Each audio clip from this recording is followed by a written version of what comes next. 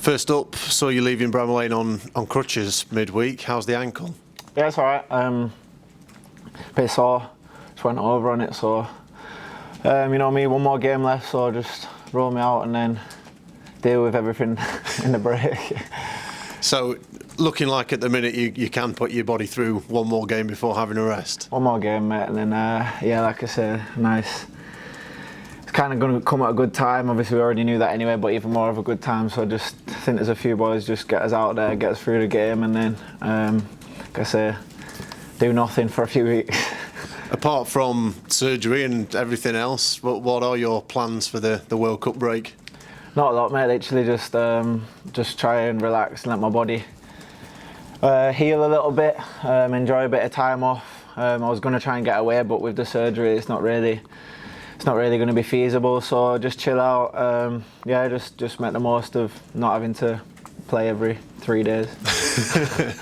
How have you found it over the last few weeks, kind of nursing, obviously the hernia situation and kind of the relentless nature of the season? I kind of enjoy it in a weird way. You know, it's kind of one of the best things about the championship is how relentless it is, and you know it's game after game, and you know you don't really train, so it's kind of just straight into games, and you get like a momentum going, and you know apart from the injuries, once your body gets used to it, it's quite doable. So that side of it's quite fun. You know, I've liked testing myself. You know, when I thought my body's not been able to do things, pushing myself to new places and being able to do things. So I found out a lot about myself, and yeah, it's been good when we're winning and not so good when we're losing. Absolutely. Well, on that, what didn't work on Tuesday night against Rotherham? Yeah, you know, we had a post-match meeting about it this morning. There's a million excuses you could make, but we're not really into that kind of thing. We just weren't good enough. We were at it from the start. We didn't have the kind of, you know, we didn't have the energy, the front foot mentality with the ball and without the ball. Really, I thought we was kind of just half a yard off the pace, and you know, fair play to Rotherham. They came and turned it into a game the way that they wanted it to be, and you know, got what they wanted out of it. It's no discredit in them, but you know, we just were nowhere near what the levels that we were at, and we got punished for it. Yeah, because I imagine, even though this won't be an excuse, mentally after what happened against Burnley and the way kind of that game finished, may that have just affected things even subconsciously? Yeah, I guess it's just one of them, and it's the thing about being in the championship and being up the top of the championship. You have to do that. You know, you have to go and do well against the big teams, and then on the Tuesday night in the game that's not as glamorous, you have to grind out a result, and you know we weren't able to do that, so that's on us. Like I say, we're not making no excuses about it. We were at the races and we got punished. It's kind of simple as that, and you know we've got one game to change the whole outlook on it. You know, if you look at the last 4 games, and if for example if we win on Saturday, them 5 games, and you say you win 4 and lose 1, you take that all day long. So we can turn it into a really good period for us. So it's just down to us now to make us be able to do that on Saturday. The Championship's an incredible league anyway, but I mean, does the recent results just highlight how anyone can genuinely beat anyone in this division? Yeah, I think so. You know, it's why we all love it, innit, I guess. Yeah, it is what it is, the Championship. So, like I keep saying the word relentless, but it's the first word that comes to our mind. You know, it's so every game you have to be at, and you know you see the gap from bottom to top's not really that big this year. You know, it's anyone can literally beat anyone, even more so than any other year. So the key to doing well in Championship's consistency, and you know if you get that run going, you know you can get a little gap between you and the rest of the others. You're currently the joint top scorer in the Championship. How does that sound after all the frustrations that you've endured over the past year or so? Yeah, it's nice. It's nice to have nice to see the rewards of hard work. You know, I've worked hard. It's not happened by accident. It's down to a lot of work from me and the boys in the team, and you know the manager and Jack Lester as well. I've got to say thank you to them as well. But you know, I had a chat with the gaffer the other day. I've not done anything yet. You know, it's 9 goals. It's a nice start, but you know it's time to kick on and repay the trust and the faith that they've shown within me. And I know you've talked a lot about various changes that you've made kind of over the course of the summer and going into this season. What's kind of the main thing or the key thing that you feel that's helped change your fortunes in front of goal? I don't know if it necessarily. There's obviously been physical changes, but just mental changes. You know, the outlook on going into games, going into training every day. Just trying to better myself, trying to make myself better at each things. I think there's like tactical things that I've done as well.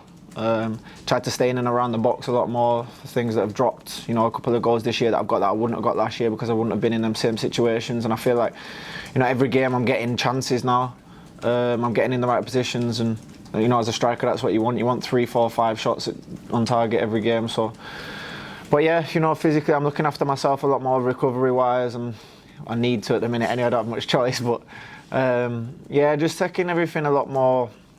Just being a lot more professional about everything, and I'm enjoying it a lot more. You know, I'm relishing the challenges. I'm enjoying going in the ice baths. I'm doing things like that, and I'm enjoying it. You know, last year it was like, I really don't want to do this, but now I'm kind of excited in a twisted way to go in and do it. So, and like I say, when you're seeing the rewards of them things, then it makes it a lot easier to do it.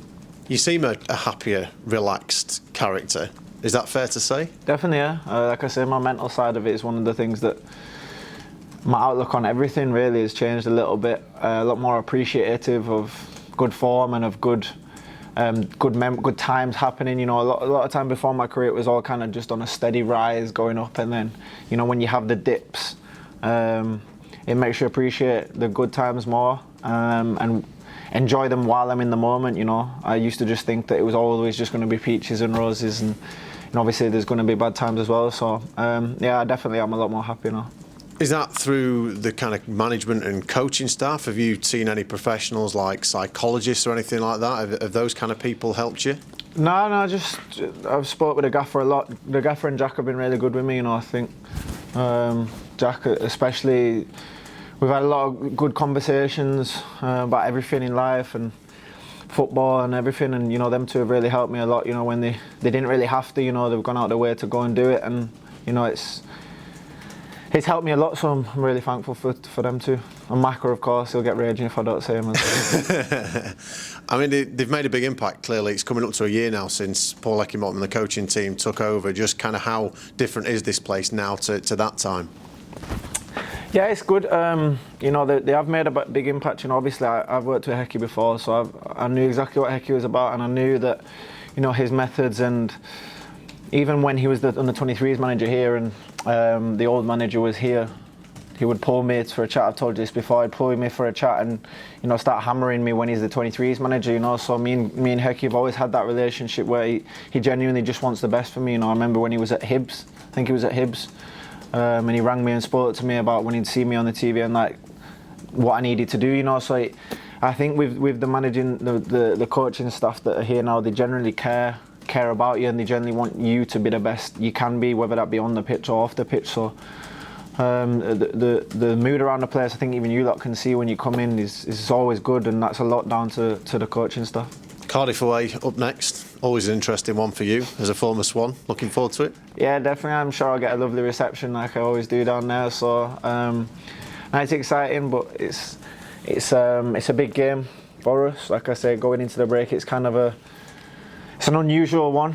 It's like kind of feels like it's the end of the season because of the break, but, you know, going into that break with a big 3 points would change the outlook on everything, you know, compared to a loss. So it's a massive game for us, and we're doing everything we can this week to prepare to go and get 3 points. I kind of think I know the answer to this one, but do you relish games like this where the opposition fans are going to be on you right from the very start? No, I don't like it, man. It scares me. I